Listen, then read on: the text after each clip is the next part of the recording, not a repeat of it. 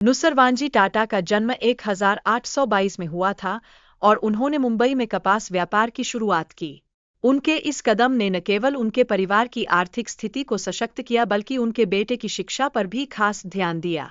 एक पिता के तौर पर उनकी प्राथमिकता हमेशा यह थी कि उनके बच्चों को बेहतर शिक्षा मिले ताकि वे भी सफल बना सकें।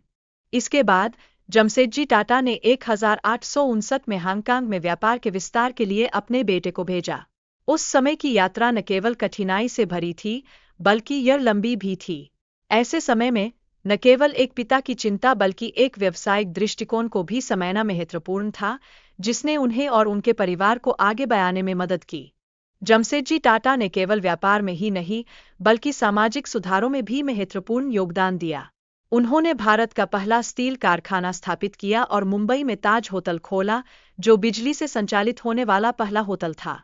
यह न केवल व्यापार के लिए बल्कि देश के लिए एक महत्वपूर्ण क्षण था, जिसने लोगों के जीवन को एक नई दिशा दी। इसके अलावा जमशेदजी ने श्रमिकों के कल्याण के लिए जनरल प्रोविडेंट फंड और बीमा योजनाएं शुरू कीं। उनका यह दृष्टिकोण इस बात का प्रमाण था कि उन्होंने न केवल अपने व्यवसाय को आगे बढ़ाने का सोचा बल्कि श्रमिकों के भविष्य और स्वास्थ्य को भी संजीदगी से लिया। उनके इस कदम ने कर्मचारियों के प्रति एक जिम्मेदार मालिक की छवि को स्थापित किया।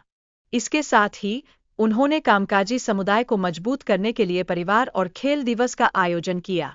यह आयोजन श्रमिकों के बीच आपसी संबंधों को बढ़ावा देने के लिए था, जिससे उनके मध्य सहयोग और एकता का भाव विकसित हो। इस तरह की पहल ने उद्योग में एक सकारात्मक माहौल बनाने में मदद की। जमशेदजी ने अपने निवेशकों को उनकी पूंजी लौटाने का वादा किया, भले ही इसके लिए उन्हें अपनी सैलरी में कटौती सहन करनी पड़ी। उनका यह त्याग इस बात का परिचायक था कि उन्होंने हमेशा अपने निवेशकों के हितों को ध्यान में रखा। यह एक सच्चे व्यवसाय की पहचान थी जो अपने लोगों के प्रति जिम्मेदार भी था। दोराबजी टाटा ने अपने पिता के सपनों को साकार करने में महत्वपूर्ण भूमिका निभाई। 1910 में उन्होंने टाटा स्टील प्लांट की स्थापना की और इसे सफलता के शिखर पर पहुंचाया। उनका समर्पण और मेहनत ने न केवल परिवार का नाम रोशन किया बल्कि भारतीय औद्योगिक क्षेत्रों में भी एक नया मानक स्थापित किया। इसके बाद जेआरडी टाटा ने भारत की पहली एयरलाइन टाटा एयरलाइंस की स्थापना की। यह एयरलाइन बाद में एयर इंडिया के नाम से प्रसिद्ध हुई और इसे राष्ट्रीयकरण के बाद भी बढ़ावा मिला। उनके इस प्रयास ने न केवल नागरिक उड्डयन में क्रांति ला दी बल्कि पूरे देश की अर्थव्यवस्था को भी गति दी। जेआरडी टाटा के कार्यकाल के दौरान टाटा समूह ने 95 कंपनियों को शामिल किया। उन्होंने कई क्षेत्रों में विस्तार करने का कार्य किया, जिसमें टाटा मोटर्स और टाटा कंसल्टेंसी सर्विसेज जैसी प्रमुख कंपनियां शामिल थीं। उनके निर्णायक नेतृत्व ने टाटा समूह को वैश्विक स्तर पर प्रतिस्पर्धात्मक बना दिया। 1991 में रतन टाटा ने टाटा समूह की अध्यक्षता ग्रहण की। उन्होंने जेडीआर टाटा की नीतियों के विपरीत जाकर समूह की स्वामित्व हिस्सेदारी बढ़ाई।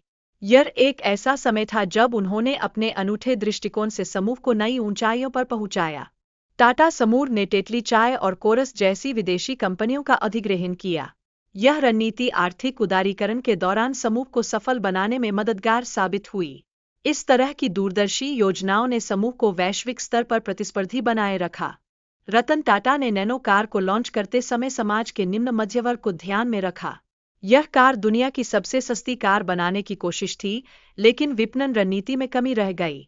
इसके बावजूद उनके इस प्रयास ने यह साबित कर दिया कि एक उद्यमी के तौर पर उन्होंने समाज के उत्थान के लिए हमेशा कुछ नया सोचने का प्रयास किया।